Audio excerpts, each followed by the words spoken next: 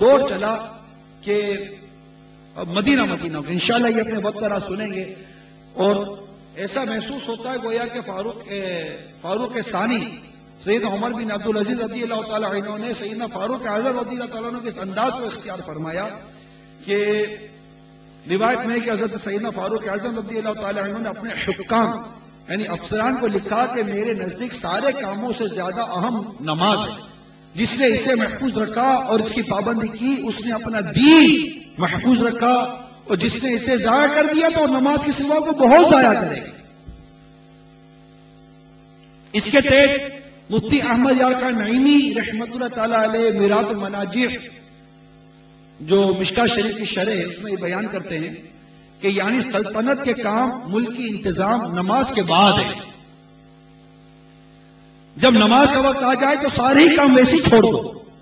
اس سے دو مسئلے معلوم ہوئے، ایک یہ کہ سلطان اسلام کو چاہیے کہ رعایا کے دینی حالات سنبھالے، صرف دنیا پر نظر نہ رکھے، دوسرا یہ کہ بڑوں کو سنبھالو چھوٹے خود ہی سنبھل جائیں گے۔ آپ رضی اللہ تعالی عنہ نے حکام کو خصوصیت سے مخاطب فرمایا کہ آپ پابندی کریں، آپ پابندی کریں، آپ پابندی کریں۔ جہاں جہاں بھی آپ دیکھیے جب ذمہ داران کے تربیت اجتماعات ہوں اس میں یہ سب سے اہم مدنی پھول ہوتا ہے کہ جب تک بڑے پابند نہ ہوں تو چھوٹے پابند نہیں ہوا کرتے، بڑا ہی پابند ہو جائے، اگر بڑا ہی مغرب اجتماع میں آ جائے تو پھر وہی درس دینے لگ جائے تو پھر وہی صدائے مدینہ لگائے تو پھر وہی مدنی قافلوں میں سفر کرتا رہے تو پھر وہی نیکی کی دعوت میں حاضر رہے تو پھر غور کریں۔ اگر یہ چیز آ جائے کہ جو مفتی احمد یارقا نعیمی رحمۃ اللہ تعالی علیہ نے یہ جو مدنی پھول ہمیں عطا کیا کہ بڑوں کو سنبھالو چھوٹے خود ہی سنبھل جائیں گے۔ جب باپ ہی ٹی وی سے بچے گا تو بیٹا کیسے ٹی وی دیکھے گا؟ جب باپ برائی سے بچے گا تو بیٹا کیسے برائی کرے گا؟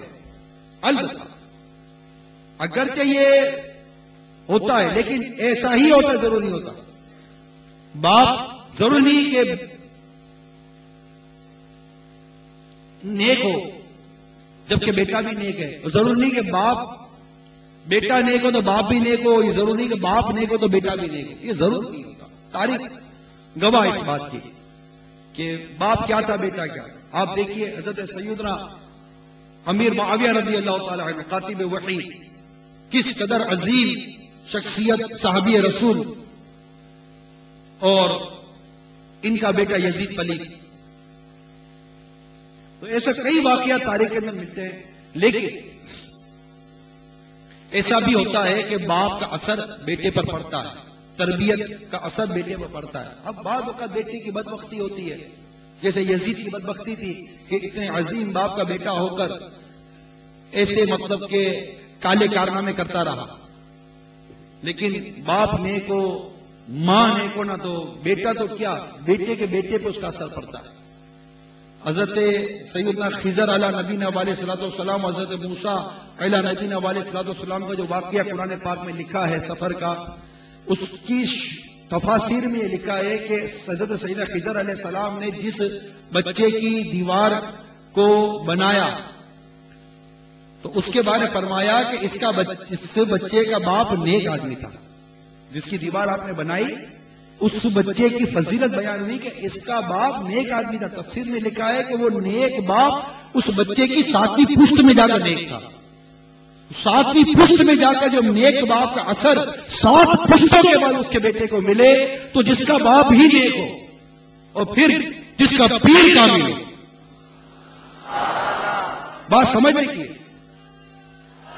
جس کا پیر ہی کامل ہو، کہ پیر تو روحانی باپ ہوتا ہے۔ اعلیٰ حضرت امام اہل سنت فرماتے ہیں کہ باپ فطر گل ہے، یہ جسم کا جو ہے نا باپ فطر گل ہے اور پیر فطر دل ہوا کرتا ہے۔ تو یہ ساری فضیلتیں پیر کے لیے کتابوں میں فتاوی رضیہ وغیرہ میں لکھی ہوئی، میرے آقا اعلیٰ امام اہل سنت نے صراحت کی۔ اب پیر کامل ہے تو ہر مرید تو کامل نہیں نہ ہوتا،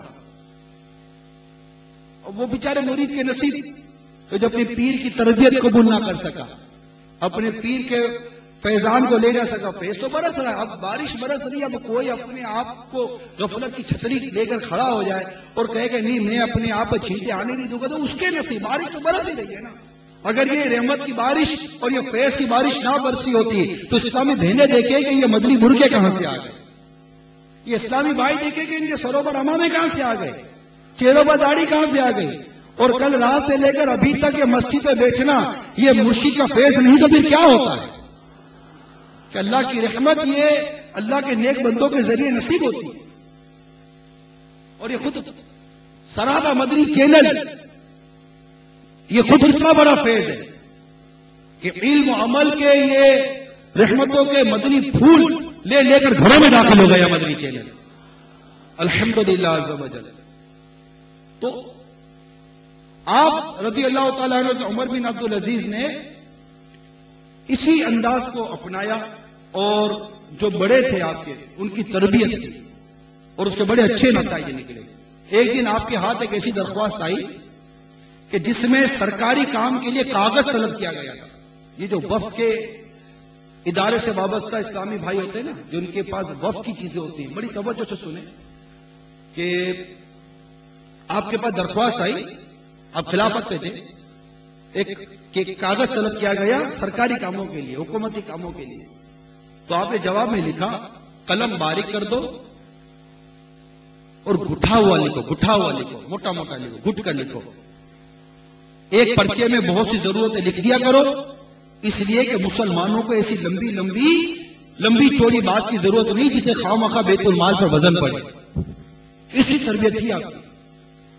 حضرت سیدنا عمر بن عبد العزیز رضی اللہ تعالیٰ عنہ کو ایک روز اطلاع ملی کہ سپہ سالار کے باورچی خانے کا یومیہ خرچ 1000 درہم ہے. اس خبر وحشت اثر سے آپ کو سخت افسوس ہوا. اس کی اصلاح کے لیے انفرادی کوشش کا ذہن بنایا اور اس کو اپنے یہاں مدعو فرمایا. آپ نے باورچی کو حکم دیا کہ پور تکلف کھانے کے ساتھ ہی جو شریف کا دلیا بھی تیار کیا جائے.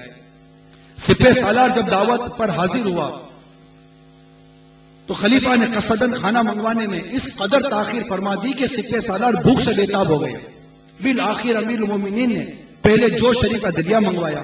سپہ سالار چونکہ بہت بھوکا تھا اس لیے اس نے جو شریف کا دلیا کھانا شروع کر دیا, اور جب پر تکلف کھانے آئے اس وقت اس کا پیٹ بھر چکا تھا.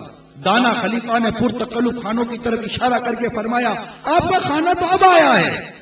سپہ سالار نے انکار کیا اور کہا حضور میرا پیٹ تو دلیا نے ہی بھر دیا. امیر المومنین سیدنا عمر بن عبد العزیز رضی اللہ تعالیٰ عنہ نے فرمایا سبحان اللہ, دلیا بھی کتنا عمدہ کھانا ہے, پیٹ بھی بھر دیتا ہے اور ہے بھی اتنا سستا کہ 1 درہم میں 10 آدمیوں کو سیر کر دے.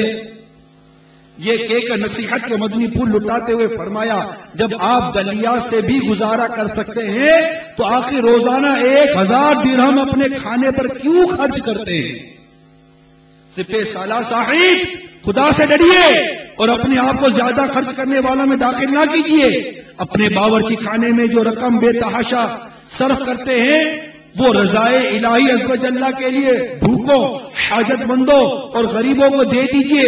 متقی خلیفہ کی انفرادی کوشش نے سپہ سالار کے دل پر گہرا اثر ڈالا اور اس نے عہد کر لیا کہ آئندہ کھانے میں سادگی اپناؤں گا اور کم خرچ سے کام چلاؤں گا. صلو علی الحبیب.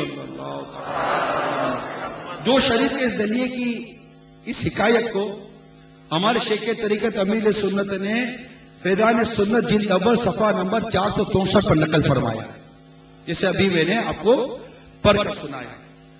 اب غور کیجئے کیسا پیارا انداز تھا. اب ایسا نہیں بول دو سپہ سالار کو فارغ ہو جائے, اس کو بولو فارغ ہو جائے, دوسرا سپہ سالار لے آؤ. نہیں, جھاڑا نہیں, ڈانٹا نہیں, کمال حکمت عملی سے اسے بلایا اور ایسے حکمت کے دریا بہا دیے کہ کتنے پیارے انداز سے اس کی اصلاح فرما دی